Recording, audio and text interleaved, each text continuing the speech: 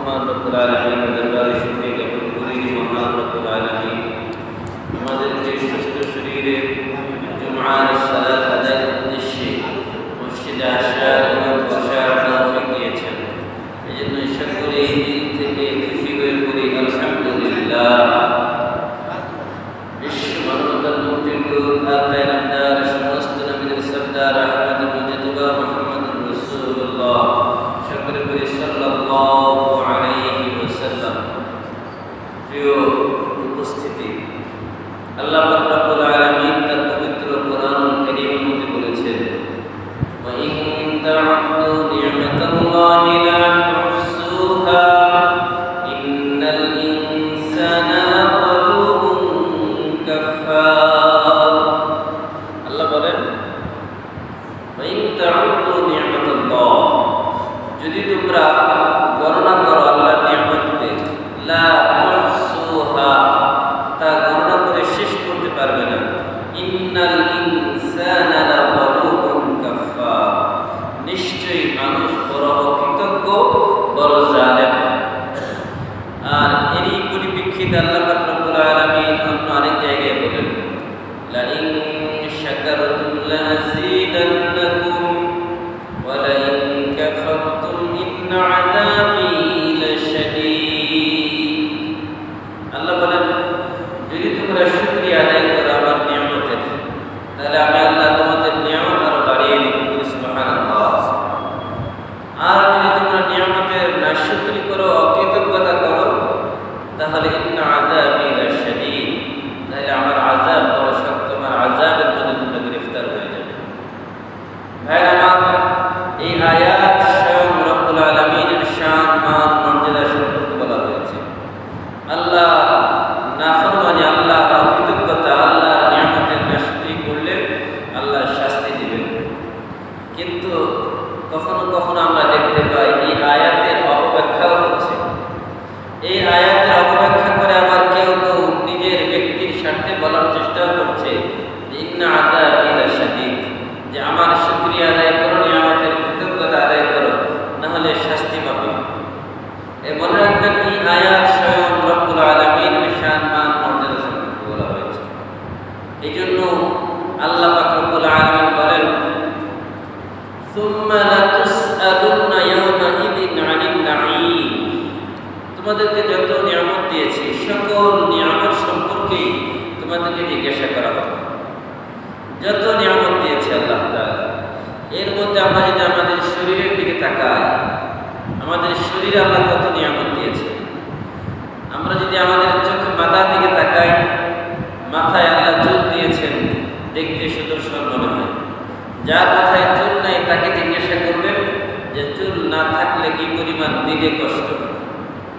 আল্লাহ তাআলা আমাদের মাথার চুলের নিচে ব্রেন দিয়েছেন, মস্তক দিয়েছেন, মগজ দিয়েছেন। এই মগজ যার ভালো আছে, যে সে জ্ঞানী মানুষ, সে বুদ্ধিমান। আর যদি কারো এই মগজ, যদি কারো এই ব্রেন নষ্ট হয়ে যায়, অথবা ব্রেনের একটা তার এদিক হয়ে যায়, সেই লোকটা পাগল হয়ে যায়, উন্মাদ হয়ে যায়। চিন্তা করেন, এই ব্রেন দিয়ে আল্লাহ তাআলা মানুষকে পৃথিবীর কত বড় বড় কাজ করার ক্ষমতা দিয়েছে। যদি আমরা আমাদের চোখের দিকে তাকাই, যাদের চোখ নাই তাদের তুলনায় আমরা কত ভালো আছি। যদি আমরা আমাদের নাকের দিকে তাকাই, মুখের দিকে তাকাই, যদি যাদের এগুলো বিকৃত, যাদের এগুলো অর্ধেক ঠোঁট কাটা, দাঁত বের হয়ে থাকে, এরকম লোক আছে না? তাদের দিকে যদি তাকাই, তাহলে আমরা কত ভালো আছি। এইরকম মানুষও তো আছে যাদের পা নাই, মাটিতে গড়াগড়ি করে চলে। যদি তাদের দিকে তাকাই, তাহলে আমাদের যাদের পা আছে তারা কত ভালো আছি আমরা। আল্লাহ পাক রব্বুল আলামিন বলেন, ইন্নাস সামআ ওয়াল বাসারা ওয়াল ফুআদা কুল্লু উলাইকা কানা আনহু মাসউলা।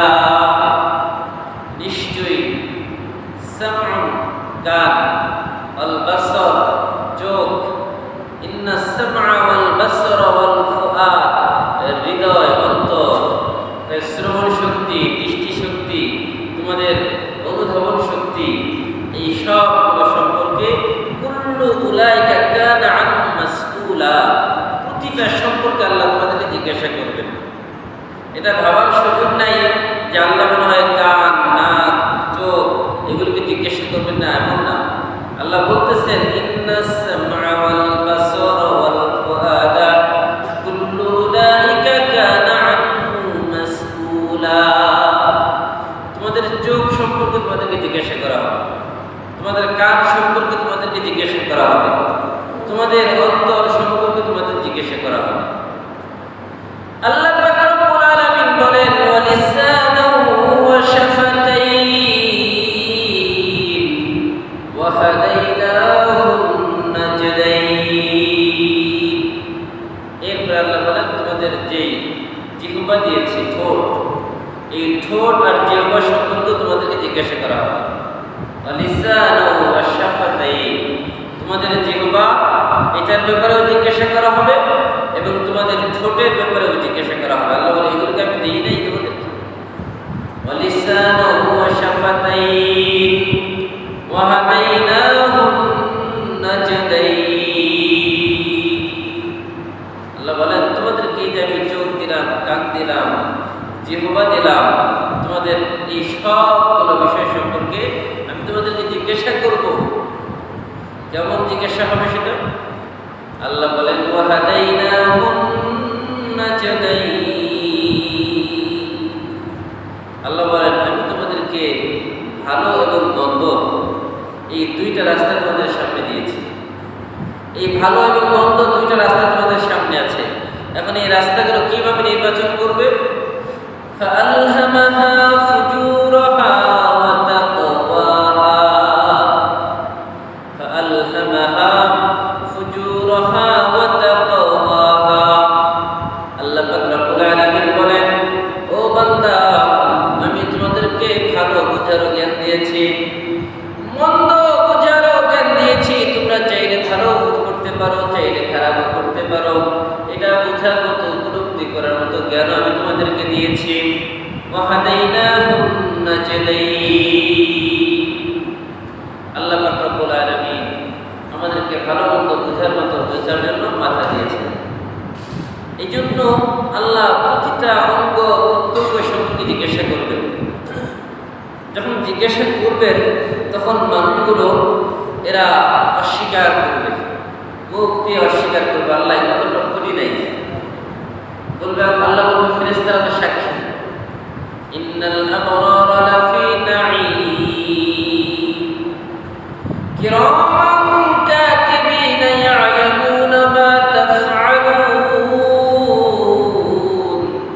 ইন্নাল আবরারা লাফি নাঈম ওয়া ইন্নাল ফুজ্জারা লাফি জাহিম। আল্লাহ বলেন কিরামান কাতিবিন, সম্মানিত লেখকদ্বয়, ইয়ালামুনা মা তাফআলুন, ইয়ালামুনা মা তাফআলুন, তারা জানে তোমরা যা করেছো। তার মানে আমাদের সাথে সর্বক্ষণ ফেরেশতা নিযুক্ত রয়েছে। আমরা যা করছি সব দেখতেছেন ফেরেশতা, সব লিপিবদ্ধ করতেছেন। তখন আমরা অস্বীকার করব। আল্লাহ বলেন অস্বীকার করে কোনো লাভ নাই। কেন? ইন্নাল আবরারা লাফি নাঈম, যারা দুনিয়াতে আবরার অর্থাৎ ভালো ছিলা, ভালো কাজ করেছো, তোমাদের জন্য জান্নাত। ওয়া ইন্নাল ফুজ্জারা লাফি জাহিম, আর যারা তোমরা ফুজ্জার, অপরাধী, পাপাচারকারী, দুনিয়াতে অপরাধ করেছো যারা, তাদের জন্য জাহিম তথা জাহান্নাম। ইয়াসলাউনাহা ইয়াউমাদ্দিন, তাদেরকে সেখানে ঢোকানো হবে, প্রবেশ করানো হবে। ওয়া মা হুম আনহা বিগাইবিন, আল্লাহ বলে এখান থেকে বাঁচতে পারবে না। আল্লাহর সিদ্ধান্ত যখন হবে তখন আর বাঁচার কোনো সুযোগ নেই। এই জন্য বাঁচার জন্য কিছু কাজ করা দরকার। দুনিয়া তো অল্প কয়েক দিনের জন্য, দুনিয়াতে কেউ চিরকাল থাকবো না। থাকবো না কি আমরা? কেউ তো চিরকাল থাকবো না, সবাই তো ক্ষণস্থায়ী জীবন আমাদের। সুতরাং বাঁচার জন্য কিছু করা দরকার। হাদিস শরীফের মধ্যে পাওয়া যায়, তিরমিজি শরীফের হাদিস, ইবনে মাজাহ হাদিসে পাওয়া যায় যে মানুষের মৃত্যুর পরেও কিছু আমল জারি থাকবে। একটা মানুষ দুনিয়া থেকে বিদায় নিল, নেওয়ার পরেও তার কিছু আমল জারি থাকবে, কবরে শুয়ে শুয়ে এগুলোর সব সে পাবে। কিরকম? যদি কোনো মানুষ দুনিয়াতে কাউকে ইলম শেখায়, তাইলে যে ইলম শিখাবে সে ওই ইলম শেখানোর পরিবর্তে কবরে শুয়ে শুয়ে তার সওয়াব পাবে। আর কি আছে? কোনো মানুষ যদি দুনিয়াতে কোনো গাছ লাগায়, যদি কোনো মানুষ দুনিয়াতে খেজুর গাছ লাগায়, ফল গাছ লাগায়, তাহলে এই ফল গাছ দুনিয়াতে যতদিন থাকবে সে মৃত্যুর পরেও শুয়ে শুয়ে এটা সওয়াব পাবে। আর কি? কোনো মানুষ যদি দুনিয়াতে কোনো রাস্তা ঠিক করে দেয়, মেরামত করে দেয়, পুল বানিয়ে দেয়, অথবা যদি কোথাও পানির প্রয়োজন হয় কুয়া খনন করে দেয়, যদি কোথাও দেখা যায় পানি নিষ্কাশনের প্রয়োজন সেখানে খাল খনন করে, এগুলো যদি করে মৃত্যুর পরে কবরে শুয়ে শুয়ে সে সওয়াব পাবে। বলে আর কি আছে এরকম মৃত্যুর পরে সওয়াব পাওয়া যায়? যদি কোনো মানুষ আল্লাহর রাস্তায় মুক্ত রাস্তায় দান করে, এর সওয়াব আল্লাহ তাআলা তার মৃত্যুর পরে তাকে দিবেন। আরো কিছু আছে কিরকম? হাদিস থেকে পাওয়া যায়, যদি কোনো মানুষ দুনিয়াতে যদি কেউ কাউকে কোনো ভালো কাজের উপদেশ দেয়, তাহলে এই ভালো কাজের উপদেশটাও তার জন্য যেমন কবরে শুয়ে সে নেকি পাবে। তো এই জন্য আমরা তো দুনিয়াতে কয়েকদিন বাঁচব। হাদিসের মধ্যে আসছে, ইদা মাতাল ইনসান ইনকাতা আমালুহু ইল্লা মিন সালাস। যখন মানুষ মারা যায় তখন তার তিনটা আমলের দরজা খোলা থাকে, সব বন্ধ হয়ে যায়। সদকায়ে জারিয়া, যেটা আল্লাহর রাস্তায় দান করা হয়, আল্লাহ ঘরে দিবেন, মানুষকে দিবেন, এতিম মিসকিন অসহায়কে দান করবেন, এটাই আপনার আপন, এটাই আপনার নিজের। আও ওয়ালাদুন সালিহুন, নেককার সন্তান, যে সন্তান আপনার জন্য দোয়া করবে, রব্বির হামহুমা কামা রাব্বায়ানি সগীরা। সন্তান নামাজ আদায় করবে, করে করে আপনার জন্য দোয়া করবে। আও ইলমুন ইউনতাফাউ বিহি, অথবা ইলম, যে ইলমের দ্বারা মানুষ উপকৃত হয়। এই জন্য ভাইরা আমার, আমরা যদি এই কাজগুলো করতে পারি তাহলে কবরে আমরা শুয়ে শুয়ে এর সওয়াব পাবো ইনশাআল্লাহ। সম্মানিত প্রিয় উপস্থিতি, আজকে আশুরার দিন, 10 মুহররম। 10 মুহররম আশুরার দিন। এই দিন উপলক্ষে গত জুমায় বিস্তারিত আলোচনা করেছি। তথাপিও একটা ঘটনা আজকে কিছুটা আপনার শুধু ইশারায় ইঙ্গিত করবো, বিস্তারিত বলার সুযোগ দেয় অবকাশ নেই। এই দিনকে অনেক কারণেই সম্মানিত করা হয়েছে। বিশেষভাবে এই দিনটাকে স্মরণ করা হয় নবী আলাইহিস সালাতু ওয়াস সালামের দৌহিত্র হযরত হুসাইন রাদিয়াল্লাহু তাআলা আনহু, যিনি জান্নাতের সকল যুবকদের সরদার নেতা। হযরত হুসাইন রাদিয়াল্লাহু তাআলা আনহুর মর্মান্তিক যে কারবালার প্রান্তরে শহীদ হওয়ার যে ঘটনা, সেই ঘটনাটাও সংঘটিত হয়েছে আজকের এই দিনে। হযরত হুসাইন রাদিয়াল্লাহু তাআলা আনহু, তার এই শহীদ হওয়ার ঘটনার পিছনের কারণটা কি ছিল? হযরত হুসাইন রাদিয়াল্লাহু তাআলা আনহু তিনি তখন মদিনায় ছিলেন। তখন হযরত ইয়াজিদ মুআবিয়া রাদিয়াল্লাহু, মুআবিয়া ইবনে আবু সুফিয়ান, আবু সুফিয়ানের পুত্র মুআবিয়া রাদিয়াল্লাহু তাআলা। মুআবিয়া ছিল কাতিবে ওয়াহী, যেই কয়জন মানুষ সাহাবীরা কোরআন লেখকের দায়িত্ব ছিলেন, তাদের মধ্যে অন্যতম একজন ছিলেন মুআবিয়া রাদিয়াল্লাহু তাআলা। এবং রাসূল সাল্লাল্লাহু আলাইহি সাল্লামের শালক ছিলেন, রাসূল সাল্লাল্লাহু আলাইহি সাল্লামের শালক ছিলেন মুআবিয়ার বোন রাসূলের স্ত্রী। তো সব দিক থেকে এমন একজন সাহাবী, যিনি রাসূলের ইন্তেকালের পরে খোলাফায়ে রাশিদিনের খেলাফতের পরে তিনি মুসলিম বিশ্বের ক্ষমতার মসনদে আছেন।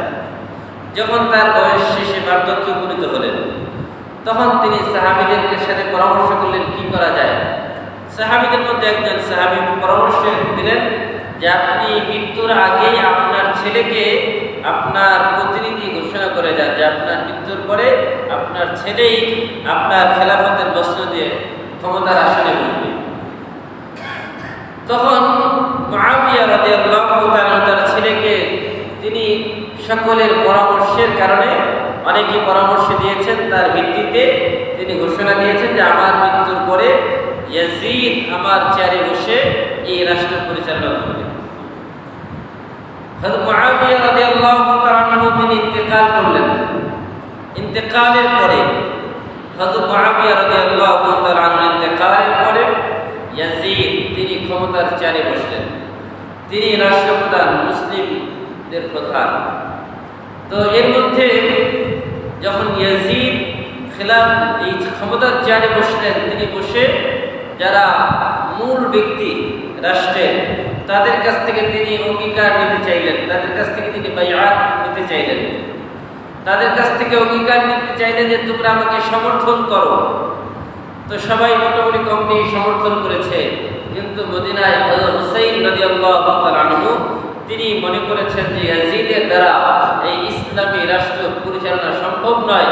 এই জন্য তিনি তাকে যোগ্য মনে করেন নাই। না মনে করার কারণে তার হাতে তিনি বাইআত গ্রহণ করেন নাই। বাস এটাই হচ্ছে মূল জায়গা। বাইআত যখন গ্রহণ করেন নাই, কুফার লোকেরা হুসাইন রাদিয়াল্লাহু তাআলা আনহুকে একের পর এক চিঠি প্রেরণ করছে। ইমাম হুসাইন, আপনি কুফায় আগমন করেন, আমরা আপনার হাতে বাইআত গ্রহণ করেন, আমরা আপনাকে ক্ষমতায় দেখতে চাই। তো ওই সময় আব্দুল্লাহ ইবনে ওমর, আব্দুর রহমান ইবনে আবি বকর রাদিয়াল্লাহু তাআলা আনহুমা, তো এরকম সাহাবীরা তারা জীবিত ছিলেন। তাদের জীবদ্দশায় হুসাইন রাদিয়াল্লাহু তাআলা পরামর্শ করলেন। তো তাদের সবাই বলল যে ভাই যাওয়ার প্রয়োজন নাই।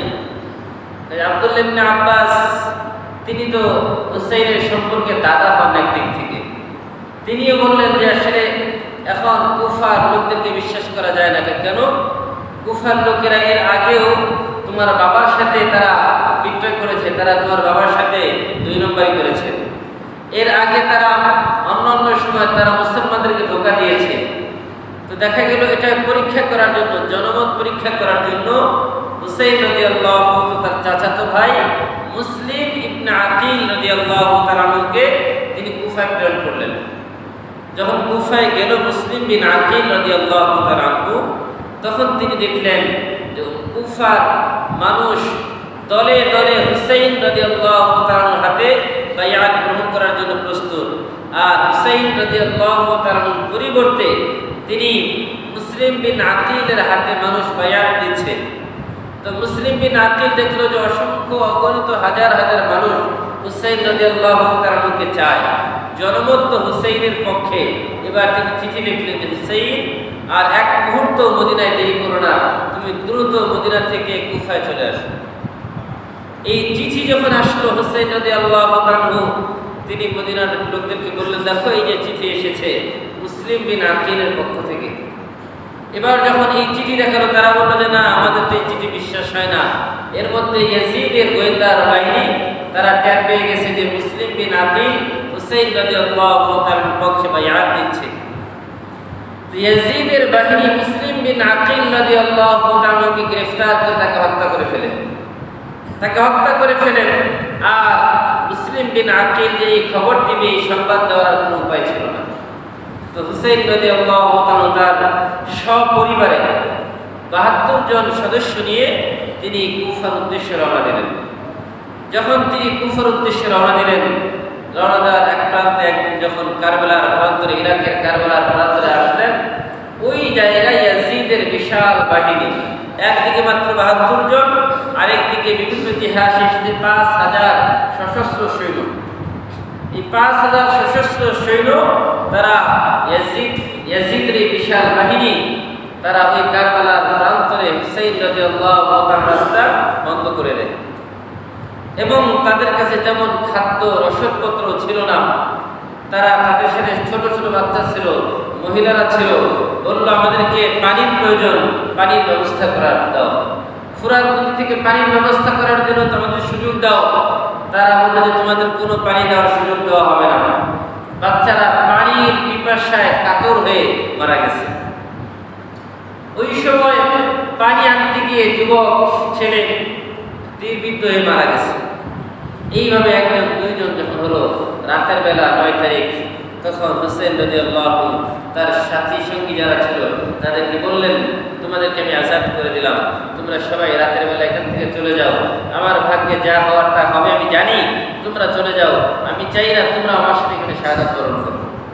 কিন্তু ৭২ জনের একজনও বললেন না সেই আমরা যাব। তিনি সবাই বললেন যে আপনার যে অবস্থা আমাদের সেই অবস্থা, যদি যেতেই হয় একসাথে যাব, আর যদি না যাওয়া হয় তাহলে একসাথে সবাই শাহাদাত বরণ করব। ১০ তারিখ আশুরার দিন সকালবেলা যুদ্ধ শুরু হলো। যুদ্ধ কেমন মনে করেন, একদিকে ৫,০০০ আর একদিকে ৭০ থেকে ৭২ জন। যুদ্ধটা কি খুব বেশি হবে? অল্প সময়ের ব্যবধানে সবাই শহীদ হয়ে গেল, সবার রক্তে কারবালার ময়দান ভিজে গেল। হুসাইন রাদিয়াল্লাহু তাআলা শহীদ হয়ে গেলেন। হুসাইন রাদিয়াল্লাহু তাআলা যখন শহীদ হয়ে গেলেন, এক সাহাবী বলেন, এরপর আমি রাসূলকে স্বপ্নে দেখলাম পরের দিন যে রাসূল সাল্লাল্লাহু আলাইহি ওয়াসাল্লাম কারবালার প্রান্ত থেকে রক্তগুলো উঠিয়ে উঠিয়ে নিয়ে যাচ্ছেন আর বলতেছিলেন যে কিয়ামতের ময়দানে আমি আল্লাহর সামনে আমার নাতির রক্ত নিয়ে দাঁড়াবো আর বলবো, আল্লাহ আমার নাতির রক্ত যারা ঝরিয়েছে তাদের বিচার চাই, তাদের এই বিচার আমি আজকে আপনার কাছে চাই। রাসূল সাল্লাল্লাহু আলাইহি ওয়াসাল্লাম তার নাতিদের এত বেশি ভালোবাসতেন, সবসময় রাসূল সাল্লাল্লাহু আলাইহি ওয়াসাল্লাম তার নাতিদের ঠোঁটে চুমু খাইতেন, গালে চুমু দিতেন, কপালে চুমু দিতেন। যখন হুসাইন রাদিয়াল্লাহু আনহু মাথা আলাদা করে ফেলা হয়েছে, মাথা যখন আলাদা করে যখন ইয়াজিদের দরবারে নিয়ে যাওয়া হয়েছে, তখন একজন বর্ষা দিয়ে ওই ঠোঁটের মধ্যে আঘাত করতেছিল। ওই জায়গায় একজন সাহাবী ছিলেন, তিনি রাগান্বিত হয়ে বললেন, ইয়াজিদ, আমি রাসূলকে দেখেছি অসংখ্যবার, রাসূল এই তার নাতির ঠোঁটের মধ্যে চুমু দিয়েছে, কপালে চুমু দিয়েছে, গালে চুমু দিয়েছে, তুমি এখানে বর্ষা দিয়ে আঘাত করছো। ভাইরা আমার, এমনি তো তিনি জান্নাতের সরদার হন নাই, যুবকদের লিডার তো এমনি হন নাই। আজকে যুবকরা কোথায়?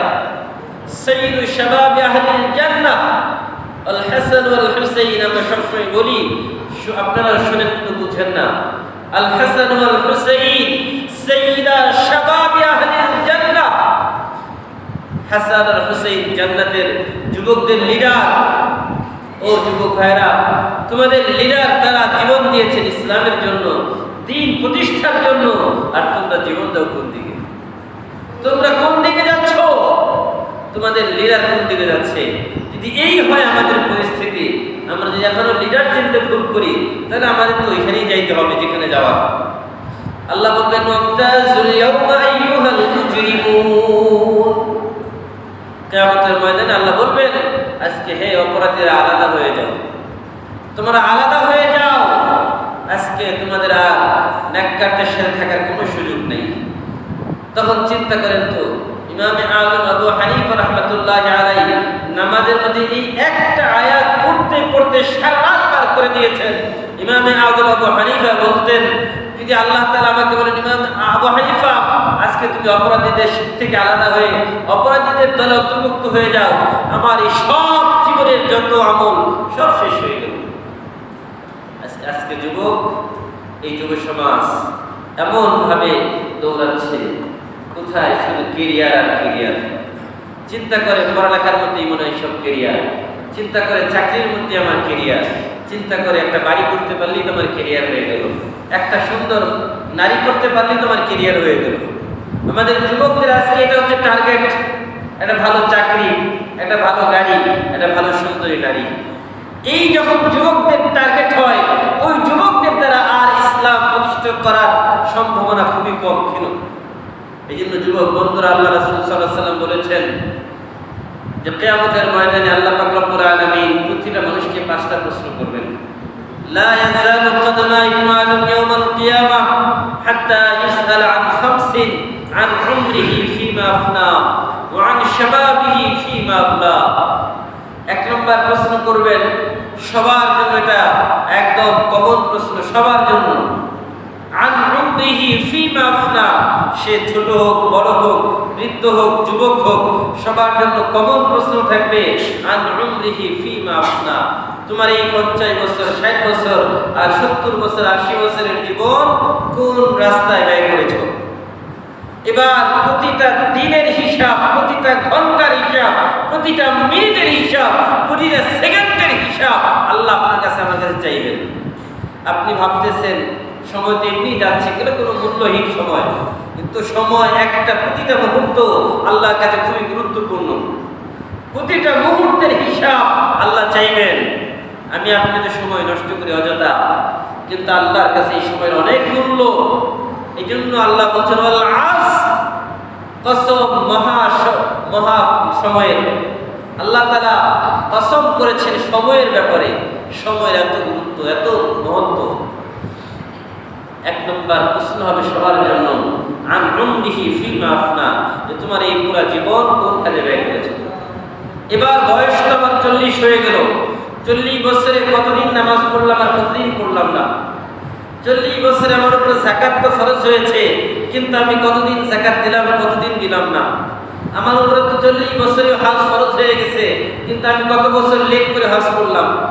আমার উপরে 40 বছরই দেখা গেল যে সব বিধান চলে আসছে, কিন্তু কয়টা পালন করেছি। জীবনে কতদিন নামাজ ত্যাগ করেছি, কতদিন রোজা ছেড়ে দিয়েছি, কতদিন ইসলামের বিরুদ্ধে অবস্থান নিয়েছি, কতদিন কোরআন হাদিসের বিরুদ্ধে দাঁড়িয়েছি, কতদিন ইসলামী আন্দোলনের পক্ষে ছিলাম, কতদিন ইসলামী আন্দোলনের বিপক্ষে ছিলাম। একটু মনে মনে ভাবেন। কেন? আল্লাহ রাসূল বলেছেন হাসিবু ক্বাবলা আন তুহাসাবু। আল্লাহ তাআলা হিসাব নেওয়ার আগে তুমি নিজে হিসাব করো। আল্লাহ হিসাব নেওয়ার আগে তুমি নিজে হিসাব করো যে তোমার হিসাবের খাতাটা কেমন আছে এখন। আমি যদি আমার নিজেকে নিয়ে ভাবি একটু, যে আমার বিগত এই 34 বছরে কি কি করেছি, সব চোখে ভাসবে। আমার 34 বছরের রিপোর্ট আমার চোখের সামনে ভাসবে, যে আমার কতগুলো খারাপ কাজ আছে, কতগুলো মন্দ কাজ আছে, কতগুলো ভালো কাজ আছে। ভাইরা আমার, এই জন্য আল্লাহ রাসূল বলেছেন 2 নম্বর প্রশ্ন হবে যুবক বন্ধুরা তোমাদের জন্য, ওয়ান শাবাবিহি ফিমা আবলা। ইসলামে একমাত্র যুবকদেরকে নির্দিষ্ট করে, যুবকদেরকে একদম ডাইরেক্ট ইন্ডিকেট করে আল্লাহ তাআলা রাসূল অনেক শব্দ বলেছেন। ইয়া মা'শারাশ শাবাব, হে যুবকের দল। ইয়া মা'শারাশ শাবাব, হে যুবকের দল। কোরআন হাদিসে কোথাও পাবেন না ইয়া মা'শারাশ শাবাবের পরিবর্তে মা'শারাত তিফল, অথবা যদি বলা হয় বৃদ্ধ, এরকম কোনো শব্দ নাই। শুধুমাত্র আল্লাহ রাসূল যুবকদেরকে টার্গেট করে করে শব্দ বলেছেন। কেন? এই যৌবনকাল সবার কাছে মূল্যবান। যুবকদেরকে আল্লাহ ডাইরেক্ট একটা প্রশ্ন করবেন, ওয়ান শাবাবিহি ফিমা আবলা। হে যুবক, তুমি তোমার যৌবনকাল কোথায় ব্যয় করেছো? যুবকরা তারা হয়তো আল্লাহকে বলবে, আল্লাহ 20 বছর, 22 বছর, 24 বছর তো আমার লাগলো অনার্স মাস্টার্স কমপ্লিট করতে। আমার তো 28 বছর পর্যন্ত শুধু ক্যারিয়ার বসেই দিয়ে শেষ হয়ে গেল। 30 বছরে দেখা গেল চাকরি, 32 বছরে বিয়ে, সন্তান, পরিবার, এরপরে বাড়ি গাড়ি, এগুলো করতে করতেই তো 60 বছর 70 বছর হয়ে গেল। 60 বছরে রিটার্ন, আর রিটার্নের পরে হাতে তসবিহ, মাথায় টুপি, গায়ে জুব্বা, বাস পরে এখন মসজিদে যাও, আর কোনো কাজ নাই। এই যদি হয় আমাদের জীবন। যুবক, চিন্তা করতেছো যে তোমার মতো মনে হয় এখন তো চুল কালো আছে, শরীরে শক্তি আছে, বাস একটা সময় আসবে এখন যারা আমাদের বাবার বয়সে আছেন, দাড়িগুলো সাদা হয়ে গেছে, মাথার চুলগুলো সাদা হয়ে গেছে, মাথার চুল ভুরুগুলো সাদা হয়ে গেছে, শরীরে আগের মতো শক্তি নাই। দেখা গেছে যে আগে দেখা যায় 2 মণ একটা বস্তা মাথায় নিজে উঠাইতে পারতো, এখন 5 কেজি একটা ব্যাগ হাতে নিতে পারে না। এই যে শরীরের পরিবর্তন, তুই ভাবতেছ মনে হয় সবসময় এরকমই থাকবে। আল্লাহ রাসূল বলেন যুবকদেরকে আল্লাহ প্রশ্ন করবেন, ওয়ান শাবাবিহি ফিমা আবলা, তুমি তোমার যৌবনকাল কোথায় ব্যয় করেছো? আর কেন? এই দেখবেন প্রতিটা আমাদের বাস্তবতা বুঝাবার জন্য বলছি, আমাদের সমাজে যত রাজনৈতিক দল আছে, সব রাজনৈতিক দলের যুবদল আছে না? যে নামই হোক, যুব শক্তি, যুবদল, যুবলীগ, যত নামই হোক আছে না? তার মানে সবার টার্গেট ওই যুবকদেরকে।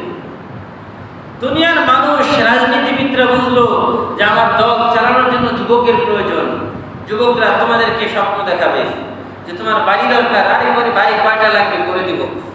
তোমার স্ত্রী দরকার, সুন্দর নারী দরকার, কোনো অসুবিধা নাই, ব্যবস্থা হয়ে যাবে, শুধু আমার পক্ষে কাজ করো, বাস আমার পক্ষে কাজ করো, তোমার গাড়ি বাড়ি চাকরি যা দরকার সব ব্যবস্থা হয়ে যাবে। আর তুমিও যুবক ওইদিকেই দৌড়াচ্ছ, তুমি ভাবতেছো এটাই তো আমার কেরিয়ার, এটাই তো আমার জীবন। কিন্তু আল্লাহ যখন প্রশ্ন করবেন, যুবক তোমাকে যৌবনকাল দিয়েছিলাম, শক্তি সামর্থ্য দিয়েছিলাম, এটা এত দামি, এত দামি, কত দামি। আল্লাহ রাসূল আরেক হাদিসের মধ্যে বলেছেন, যৌবনকালের 2 রাকাত নামাজ আর বৃদ্ধকালের 100 রাকাত নামাজ তার সমান হবে না। বলেন না সুবহানাল্লাহ, বলবেন না? যৌবনকালের 2 রাকাত নামাজ আর বৃদ্ধকালের 100 রাকাত। এখন বলেন, একজন মানুষ যখন তার 60-70 পার হয়ে যায়, 100 রাকাত নামাজ পড়তে শরীরের ক্ষমতা থাকে, ফিটনেস কিছু থাকে? আরো ফিটনেসই তো নাই, সে নামাজ পড়বে কিভাবে? 70 বছর পার হইলে বলতে পারে না রোজু আছে না নাই, সন্দেহ। তার পাক 80 বছর হলে তার বলতেই পারে না শরীরের কাপড়টা পাক না না পাক, এটাই তো বলতে পারে না। তার নামাজ কবুল হওয়া তো পরের বিষয়। বয়সের একটা মর্যাদা আছে আলাদা, এটা অন্য হাদিস। তো ভাইরা আমার, এই জন্য যুবক তোমার এই যৌবনকালের হিসাব আল্লাহ নেবেন। অন্য আরেক হাদিসের মধ্যে আল্লাহ বলছেন, ইগতানিম খামসান ক্বাবলা খামসিন, যে 5টা বিষয়ে আসার আগে 5টা বিষয়কে গনিমত মনে করো। শাবাবাকা ক্বাবলা হারমিক, এর মধ্যে 1 নম্বর হচ্ছে তোমার বয়োবৃদ্ধতা আসার আগে যৌবনকালটাকে গনিমত মনে করে এই যৌবনকালে বেশি বেশি ইবাদত করো। যৌবনকালে তাহাজ্জুদ গুজার হও, যৌবনকালে 5 ওয়াক্ত নামাজি হও, যৌবনকালে তুমি হালাল হারাম মেনে চলো, যৌবনকালে ন্যায় অন্যায় মেনে চলো। আরে তুমি যখন বৃদ্ধ হয়ে যাবে তখন তোমার ন্যায় অন্যায় মানলে কি আর না মানলে কি, তুমি তখন তো জুলুম করার ক্ষমতাই থাকে না। আর যৌবনকালে একজনের উপর জুলুম করার ক্ষমতা থাকে, ক্ষমতা থাকা অবস্থায় জুলুম না করাটা ইবাদত। আর যখন তোমার ক্ষমতাই নাই তখন তুমি বললো আমি তো এখন আর জুলুম করি না, তখন এটা বলাই তো মিথ্যা, মানে পাওয়ারটাই তো তোমার নাই। জন্য ভাইরা আমার, আল্লাহ রাসূল সাল্লাল্লাহু আলাইহি ওয়াসাল্লাম বলেছেন, এর মধ্যে 3 নম্বর প্রশ্ন হবে ওয়ান মালিহি মিন আইনা ইকতাসাবাহু ওয়া ফিমা আনফাকাহু। মাল সম্পদ সম্পর্কে 2টা প্রশ্ন করবেন। সম্পদ সম্পর্কে এটা কমন প্রশ্ন, সবার জন্য 2টা প্রশ্ন হবে। ওয়ান মালিহি মিন আইনা ইকতাসাবাহু ওয়া ফিমা আনফাকাহু, একটা প্রশ্ন হবে এই সম্পদ কিভাবে তুমি উপার্জন করেছো, কিভাবে কোন রাস্তায় উপার্জন করেছো, শর্টকাট রাস্তায় নাকি লং প্রসেসিং এ? শর্টকাট রাস্তা আছে অনেক, একদম শর্টকাট, বাস আপনার টেবিলে দিয়ে দিয়ে হাতে হাতে বাস রাতারাতি কোটিপতি, এমন আছে অনেক। ভাইরা আমার, এই শর্টকাট রাস্তায় যদি কেউ যেতে চায় যেতে পারে। আবার যদি কেউ চিন্তা করে যে না আমি তো এই শর্টকাট রাস্তায় যাব না, আমি হালাল পন্থায় শরীরের রক্ত পানি করে মাথার ঘাম পায়ে ফেলে আমি উপার্জন করে আল্লাহ আমার বরাদ্দে যা রেখেছেন তাই আমি পাবো, এই বিশ্বাস আমার আছে, তাই আল্লাহ তাকে হালাল পন্থায় দিবে। তবে একটা জিনিস এখানে মনে রাখবেন যে আল্লাহ তাআলা যার কপালে তাকদীরে যতটুকু সম্পদ রাখছে এই সম্পদের বেশি কেউ পাবে না। আপনি ওই সম্পদ হালাল পন্থাও পাইতে পারেন, হারাম পন্থাও পেতে পারেন। আপনি যদি মনে করেন যে আল্লাহ আমি হালাল পন্থায় কোটি কোটি টাকা চাই, আল্লাহ দিবে না? আল্লাহর কি অভাব আছে নাকি? ওয়াল্লাহুল গনি ওয়া আনতুমুল ফুকারা। আল্লাহ বলেন আল্লাহ হচ্ছেন গনি, আল্লাহ হচ্ছেন ধনী, আর আমরা হচ্ছে ফকির। আমরা তো আল্লাহর কাছে চাইবো, আল্লাহ আমাদেরকে দিবেন। এই জন্য ভাইরা আমার, 3 নম্বর প্রশ্নটা হবে সম্পদ কিভাবে উপার্জন করেছি। জুয়ার মাধ্যমে, মদের মাধ্যমে, নেশার মাধ্যমে, কারো সম্পদ লুণ্ঠন করে, কাউকে ঠকিয়ে, কারো জমি দখল করে, এইভাবে কি দখল করে সম্পদ বাড়িয়েছি কিনা আল্লাহর কাছে প্রশ্নটার জবাব দিতে হবে। আমাদের অনেক ভাইরা অনেকের জমি দখল করে আছে। এই ব্যাপারে একটা হাদিস আপনাদেরকে বলি, যদি কেউ 1 বিঘত জমি কারো দখল করে রাখেন, 1 বিঘত, হাদিসে আসছে কিয়ামতের ময়দানে এই 1 বিঘত জমি আল্লাহ 7 আসমান 7 জমিন বরাবর ভারী করে তার বুকের উপরে চাপিয়ে দিয়ে বলবে এই নাও, এই জমিনটুকুই তো তুমি দখল করেছিলা, ওই জমিন তার বুকের উপরে চাপিয়ে দেওয়া হবে এবং এটার ভার তাকে দেওয়া হবে, এটা সহ্য করো। এখন বলেন 7 আসমান আর 7 জমিন এত ভারী একটা জিনিস যদি কারো বুকে চাপিয়ে দেওয়া হয়, এটা কি তার পক্ষে সম্ভব বহন করা? এটা কি সম্ভব? তাহলে যারা অন্যের জমি দখল করে আছেন, দুনিয়ার আইন আদালত সব থেকে বেশি এই মামলায় ভরপুর। এবার নিজের বিবেক দিয়ে একটু চিন্তা করেন, আমাকে তো মরতে হবে, আমি তো মারা যাব। আমার এই যে আজকে যা 2 হাত একটা জমি দখল করে আছে, আমি এটার জন্য কোর্ট কাছারি কত বছরের পর বছর চলছে, আমারও টাকা যাচ্ছে, বাদী বিবাদী দুইজনেরই তো টাকা যাচ্ছে। সুতরাং কিয়ামতের ময়দানে মৃত্যুর পরে আমার কি হবে? এই সম্পদ না হয় আমি দুনিয়ার মামলায় জিতেও গেলাম দখল করে, বিভিন্ন ফাঁক ফুকরে, আইনের ফাঁক ফুকরে আমি রায় পেয়ে গেলাম, কিন্তু মৃত্যুর পরে যখন আল্লাহ বলবে, কিরে বান্দা, ওই যে অন্যের জায়গা যে দখল করে দলিল করে নিছ, ওই জায়গাটিকে এখন তোমার বুকে চাপায় দিলাম, তার ওজন কত? 7 আসমান আর 7 জমিনের যে ওজন, ওই পরিমাণ ওজন ওই অল্প জমিনের মধ্যে আল্লাহ দিয়ে দিবেন। তখন অবস্থাটা কি হবে চিন্তা করেন তো। তখন আপনার সন্তান মনে হয় আপনাকে বাঁচাবে, আপনার পরিবার মনে হয় আপনাকে বাঁচাবে। ভাই আমার, আপন পরিবার না, আপন সন্তান না, আপন স্ত্রী ভাবেন, স্ত্রীও আপন না, কেউ আপন না। আপন কি আল্লাহ রাসূল বলেছেন, আপন হচ্ছে 1 নম্বর তুমি যেটা নিজে খাও, যে কাপড়গুলো নিজে পরিধান করো, আর আল্লাহ রাস্তায় যা দান করো, এই 3 জিনিস হচ্ছে তোমার আপন। এছাড়া দুনিয়াতে কোনো কিছুই আপন না, কোনো কিছুই আপন না। তার বাস্তব দৃষ্টান্ত করোনা আমাদেরকে দেখাই দিয়ে গেছে। এরপরেও যদি আমরা না বুঝি, আর কিভাবে বুঝাবো? করোনা বোঝায় নাই আমাদেরকে। পিতা মরে পড়ে আছে, সন্তান কাছে যায় না, সন্তানের লাশ পড়ে আছে, বাবা কাছে যায় না। চিন্তা করে যদি আমি করোনায় আক্রান্ত হয়ে যাই, মায়ের লাশ পড়ে আছে, সন্তান ধরে না। আরে আমি নিজেই তো সাক্ষী, এমন লাশ নিজে দাফন করেছি করোনাকালীন সময়ে, যেখানে সন্তানরা বড় চাকরিজীবী পাশে দাঁড়িয়ে আছে, আর আমরা সেখানে ভলান্টিয়ার হিসেবে তাদের লাশ দাফন করেছি। আমরা তো নিজের হাতে ওই লাশগুলো দাফন করেছি, আলহামদুলিল্লাহ, আল্লাহ আমাদেরকে সেভ করেছে। কিন্তু সন্তান কাছেও আসে নাই, হুজুর আপনারাই করেন। এই যে অবস্থা, এটা তো আপনার চোখে আঙুল দিয়ে দেখিয়ে গেছে। এরপরেও যদি আমরা না বুঝি, আর কোরআনে আল্লাহ স্পষ্ট বলেছেন, ইয়াউমা ইয়াফিরুল মারউ মিন আখি ওয়া উম্মিহি ওয়া আবি ওয়া সাহিবাতিহি ওয়া বানি লিকুল্লি ইমরিইম মিনহুম ইয়াউমা ইযিন শা'নু ইউগনি। ও দুনিয়ার মানুষ, ইয়াউমা ইয়াফিরুল মারউ মিন আখি, দুনিয়াতে বিপদে পড়লে ভাই ভাইয়ের হাত ছাড়ে না, যতই দূরত্ব থাকুক, কথা বলে না, কিন্তু যদি শুনছে যে ভাই বিপদে পড়ছে, তার তখন দৌড়ায় গিয়ে ভাইয়ের পক্ষে দাঁড়ায়। ন্যায় অন্যায় পরে দেখা যাবে, আগে ভাইকে সেভ করি। ওই কিয়ামতের ময়দানে ভাই ভাইয়ের বিপদে কাজে আসবে না, ভাইকে দেখি নাই, ভাইয়ের আর পরিচয় দিবে না। উম্মিহি, এরপর আল্লাহ বলেন, দুনিয়াতে মায়ের থেকে আপন কে আছে বলেন? সব থেকে আপন মা। ওই মা সন্তানকে দেখে পরিচয় দিবে না, দেখেই পালায় যাবে, বুঝে না আমার সন্তানই না। ও আবি, মায়ের পরে বাবা। দুনিয়াতে বাবা এমন একটা শব্দ, বাবা তো সারাটা জীবন যুদ্ধ করে সন্তানকে প্রতিষ্ঠিত করার জন্য, সারাটা জীবন সন্তানকে প্রতিষ্ঠিত করার জন্যই তো সংগ্রাম করে যায়। নিজে খায়া না খায়া, নিজে ভালো করে না করে, নিজে চিকিৎসা করে না করে, সব কিছু তো সন্তানের জন্য ছাড় করে দেয়। ওই বাবাও কিয়ামতের ময়দানে সন্তানের বিপদে পাশে দাঁড়াবে না, সন্তান ও বাবার পাশে দাঁড়াবে না। উম্মিহি ওয়া আবি ওয়া সাহিবাতিহি ওয়া বানি, দুনিয়ার স্ত্রী, সে তো তার জীবন সঙ্গিনী, তার সারা জীবন তো স্ত্রীর সাথে কাটিয়েছে। ওই স্ত্রী ও স্বামীকে দেখে পলায়া যাবে, বুঝলেন? আমার দুনিয়াতে কোনো বিয়েই হয় না, স্বামী কোথায় আসবে? ওয়া সাহিবাতিহি ওয়া আখি ওয়া উম্মিহি ওয়া আবি ওয়া সাহিবাতিহি ওয়া বানি। এরপর আল্লাহ বলেন, নিজের সন্তান বাবাকে দেখে দৌড়ায় পালায় যাবে, বুঝলেন? আমার দুনিয়াতে কোনো বাবার পথ ছিল না। তাহলে কার জন্য হারাম উপার্জন করবেন? কার জন্য হারাম উপার্জন করবেন? একটু ভাবেন যে কার জন্য আজকে আমি সুদের টাকা লাগাচ্ছি, কার জন্য ঘুষে টাকা নিচ্ছি, কার জন্য আমি বাড়ি করার জন্য এই অন্যায় পথ দখল করে আছি, কার জন্য আমি অন্যের জমি দখল করে আছি। কেন করবো এগুলো? আমার চোখটা বন্ধ হয়ে গেলেই তো সবাই আমাকে ভুলে যাবে।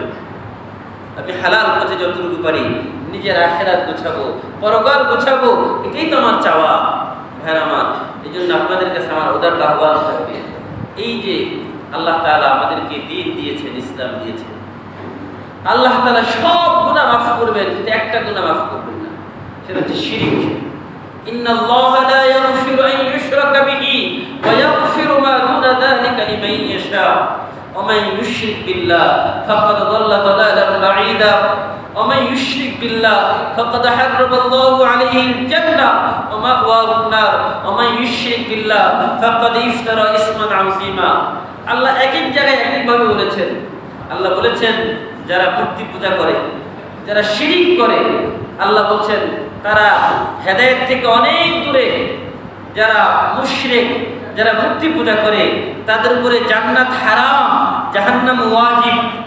যারা মুশরিক, যারা মূর্তি পূজা করে তাদের উপরে জান্নাত হারাম, জাহান্নাম অবধারিত। আল্লাহ আরেক জায়গায় বলেছেন যারা মূর্তি পূজা করে তারা মুশরিক, আর এই মুশরিকরা আল্লাহর ব্যাপারে মিথ্যা আরোপ করে। ভাইয়ের আমার, কিন্তু বড় আফসোস, পরিতাপের বিষয়, আমাদের অনেক কথাগুলো বলতেও কষ্ট হয়, কিন্তু বলতে হয়। মুসলমান আমরা আজকে এত অসচেতন, আর যদিও বা জানি তাও আমরা কিছুই বলতে চাই না, মনে করি নিজের গা বাঁচাইলেই তো হয়। আজকে পলাশবাড়িতে এই যে রাম মন্দিরের যে ভিত্তিপ্রস্তর করা হচ্ছে, যেটা নির্মাণ করা হচ্ছে, এটা বাংলাদেশের আইনের কোনো তোয়াক্কা করা হচ্ছে না। কারণ এত বিশাল 81 ফিট লম্বা এত উঁচু ভবন কি নির্মাণ করা যায় কিনা বাংলাদেশের আইনের ভিত্তিতে করা যায় না, 50 ফিট পর্যন্ত করা যায়। তো আইনের তোয়াক্কা করা হয় নাই, এবং আমাদেরকে এমন অসভ্য অশালীন ভাষায়, যেই ভাষাগুলোতে বলা হচ্ছে যে তারা এই দেশের ভিতরে আরেকটা দেশ তৈরি করতে চায়। একটু ঠান্ডা মাথায় ভাবেন, এই দেশটা আমরা যখন পেয়েছিলাম 47-এ, কিসের ভিত্তিতে পেয়েছিলাম? দ্বিজাতি তত্ত্বের ভিত্তিতে পেয়েছিলাম। যারা একটু শিক্ষিত তারা এই কনসেপ্টটা জানেন। দ্বিজাতি তত্ত্বটা কি? দ্বিজাতি তত্ত্ব হচ্ছে, তখন আমাদেরকে বলা হয়েছিল যে ভারত, যে হিন্দুদের জন্য, যারা সনাতন ধর্মী তাদের জন্য আলাদা ভূখণ্ড থাকবে, আর মুসলমানদের জন্য আলাদা ভূখণ্ড থাকবে। মুসলমানদের আলাদা ভূখণ্ড আর অমুসলিমদের জন্য আলাদা ভূখণ্ড। তখন আমরা মুসলমান হিসাবে এই বাংলার জমিনকে বেছে নিয়েছিলাম, আমরা পাকিস্তানকে বেছে নিয়েছিলাম, আর যারা অমুসলিম তারা ভারতকে বেছে নিয়েছিল। তো এই দেশ ভাগের মূল ভিত্তিটাই কি ছিল? যে মুসলিম আর অমুসলিম। তার মানে এই জমিনের মালিক তো মুসলমানরা, এই জমিনের মালিক তো মুসলমানরা, কারণ এটার ভিত্তিতেই এই দেশটা ভাগ হয়েছিল। আজকে আমাদেরকে বলা হয় আমরা এই দেশের ভিতরে আরেকটা রাষ্ট্র চাই। তারা বলতে চায় যে এই দেশটাকে তারা ভাড়াটিয়া। আমরা কি ভাড়াটিয়া নাকি? এখানে এই জমিনের মালিক আমরা। আমাদের পূর্বপুরুষ মুক্তিযোদ্ধারা তারা এই দেশকে রক্ত দিয়ে তারা স্বাধীন করেছে, এই দেশের জন্য জীবন দিয়েছে, এই দেশের জন্য তারা রক্ত দিয়েছে। আর এই দেশকে নিয়ে যদি ষড়যন্ত্র করা হয়, বিশেষভাবে আমাদের মাতৃভূমি এই রংপুর অঞ্চল নিয়ে নানান ষড়যন্ত্র চলছে, নানান ষড়যন্ত্র ডালপালা মেলাচ্ছে নানান জায়গায়। এই জন্য আমরা বলতে চাই, যেমনি ভাবে আমাদের পূর্বপুরুষরা 47-এ রক্ত দিয়েছিল, যেমনি ভাবে 71-এ আমাদের দামাল সন্তানেরা, আমাদের বীর সন্তানের যারা মুক্তিযোদ্ধারা জীবন দিয়ে এই দেশকে স্বাধীন করেছে, যদি প্রয়োজন হয় আবারও এই নাম মূর্তির বিরুদ্ধে, যদি প্রয়োজন হয় আবার ইসলামের পক্ষে মুসলমানরা, যদি অমুসলিমদের বিরুদ্ধে যদি যুদ্ধের প্রয়োজন হয়, ইসলাম এবং এই দেশের মাটি রক্ষার জন্য যদি আবার ডাক আসে, সবাই পাশে থাকবে ইনশাআল্লাহ, থাকবে ইনশাআল্লাহ। আমাদের 1 ইঞ্চি মাটি যদি কেউ নিতে চায়, আমরা মুসলিম হিসেবে নিতে পারি না। কেন? কারণ এই প্রতিটা ইঞ্চির মাটির মধ্যে মুসলমানদের সেজদা হচ্ছে, প্রতিটা ইঞ্চি মাটি মুসলমানদের সেজদার জায়গা। সুতরাং আমার সেজদার জায়গায় যদি কেউ বাঁকা চোখে থাকায়, তার চোখ থাকবে না। যদি আমার এই মানচিত্রের দিকে, আমার জন্মভূমির দিকে যদি কেউ হাত বাড়ায়, তার হাত থাকার কোনো অধিকার নাই। যদি কেউ আমার এই মানচিত্র আর এই জন্মভূমির দিকে যদি কেউ পা দিয়ে আগিয়ে আসে এটাকে ধরার জন্য, তার পা নিয়ে যেতে পারবে না ইনশাআল্লাহ। কারণ আমরা আমাদের উত্তরসূরি যারা ছিল, পূর্বসূরি যারা ছিল, তাদেরকে দেখেই তো বড় হয়েছি।